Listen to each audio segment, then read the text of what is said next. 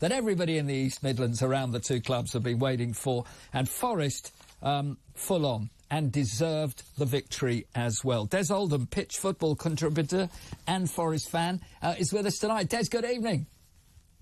Good evening. Are you all right, Mark? I'm very well indeed. What a turnaround this is for the Forest. Absolutely fantastic. All of a sudden it's all coming together. They questioned the 22 signings in the summer, but Steve Cooper's doing what Steve Cooper does. He's gelling the team together, working his magic, and it's all happening right now. League Cup semi-final, and of course we're getting big results in the Premier League, especially at home. It's on a nice run as well. Good, lovely little run, this one. And it's at a time when Steve had a lot of time to think about things because of the World Cup and everything. I, for one, am delighted about this because there wasn't the knee-jerk reaction to get rid of him. We understand what he is as a player, as he was as a player and now is as a manager. And he's just an honest man who knows what he wants to do. Just give him a bit of time. Absolutely. A really personable guy. There was a period earlier in the season, we played Leicester away, incidentally. We got beat 4-0 at the start of October. It was kind of the culmination of a period of bad results, and he was really under pressure. There was talk of Rafa Benitez even coming in. You know, one or two names being thrown about. But Cooper kind of stood firm. He got massive support that night. I've never listened to a crowd support a manager 4-0 down at a local rival supporting the manager, and I think that just about kept him in a job. And from that point, he's just chipped away. When he came in last season, he inherited a team that was underperforming. He sort of brought them together, climbed up the table, and of course almost produced a miracle in getting us back to the Premier League after 23 years. Yeah, no, I mean, fantastic. I like what he said as well, and you'll have heard all of this, of course, firsthand from after that game. Well, Brennan Johnson, first of all, you know, he's missed one or two chances, but that's a strike. Got to get in the position to miss them. And he was absolutely delighted for Brennan yesterday. Yeah, like us all, you know, Brennan's a local lad. He's grown up through the ranks. His son, David, who played for Forest as well. So we're all massively behind him. But of course, the way football is these days, social media is a bit reactionary. And one or two got on his back, but those who stuck by him was really pleased yesterday to see him put those goals away, finishing with such aplomb as well. You know, it was really, really pleasing for all of us. And it just makes a local derby win that little bit extra special, doesn't it? Do you know one thing as well that we've not talked an awful lot about this season about clubs, and I think it's a real change of the whole game and tactically. We saw it perhaps more at the World Cup than we have done in the Premier League, but it's beginning to start to work. And, of course, that is with the 5 substitutions, and when you use them, it's now definitely, for me, a squad game. It's important. You might not play the whole game. You have to understand that. And I think, again, for him to mention Sam Surridge and Nico Williams as well, and Colback and what have you, all coming on, making a difference as well. And that's important. Absolutely, and it really is important. Yesterday, for example, and in recent games, Forest are having to fight for every point. Yeah. Even though the performances are improving, the team's starting to gel together, they're having to scrap, fight. In the first half, one or two players went down. You know, we was worried the likes of Ryan Yates, Morgan Gibbs-White might be carrying knocks and might have to disappear off the scene. But when you've got players and when you can make those substitutions, it's really, really important. I personally thought it would favour the big teams. But like I say, when teams have to fight, scrap for every point and they're battered and bruised, being able to bring on good players like Sam Surridge, like Nico Williams is definitely a benefit to us right now. Now, just looking at where you are and where you go from here now, you've got yourself into this position. This for me now, the next 5 or 6 games, having just looked through them, is the absolute crucial time for Forest. You've got to go to Bournemouth. You've then got the 2 games in the EFL League Cup semi-finals, both of which will be live on TalkSport. You've then got Leeds at home, and then you've got to go to Fulham and home to Man City and then West Ham.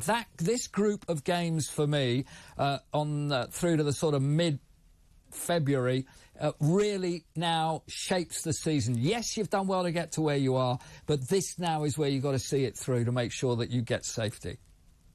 I think so. We've got Bournemouth next Saturday, and of course with we're putting 5 points between ourselves and the relegation zone. This looks like a real opportunity to put even more. We've played 19 games. We've got 20 points. That's survival form. Yeah. We're all looking at that 40-point barrier. So as many as you can put on the board before the sort of non-winnable bigger games come back later in the season. It's so important, isn't it? Bournemouth are in a bit of a slump themselves. So if we can put even more points between us and them, we take confidence into a free hit almost in the League Cup. That's kind of the way we see it. We used it last season in the promotion season, the FA Cup.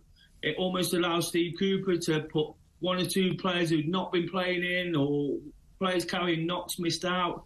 And again, with that happening at the moment, I think it's really important. So if we can get through those games, of course, a Wembley final would be absolutely amazing in our first season back. But if that doesn't happen, it's all about these league games, Bournemouth, Leeds. I think it's taken a long time, but the fans are starting to realise that these are the games that are going to define our season. Sure. We took some stuffings at Man United and at Arsenal and away at Leicester, as I mentioned before.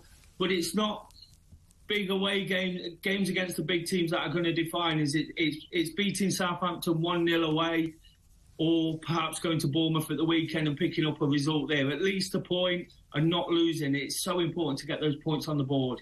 We haven't talked too much about the transfer news here. It's an absolutely fabulous documentary at the moment. Jim White's very much part of it, as he always has been.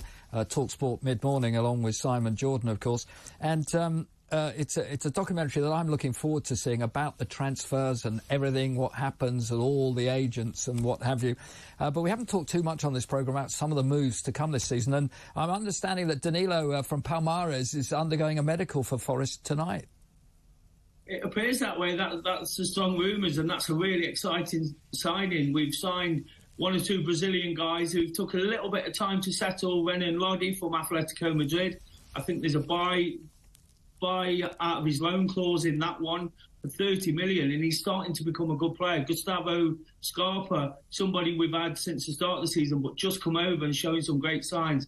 They seem to have settled in well. All of a sudden, Forest seem to need this sort of number 6 sort of defensive type midfielder, and Danilo's names come out of the blue.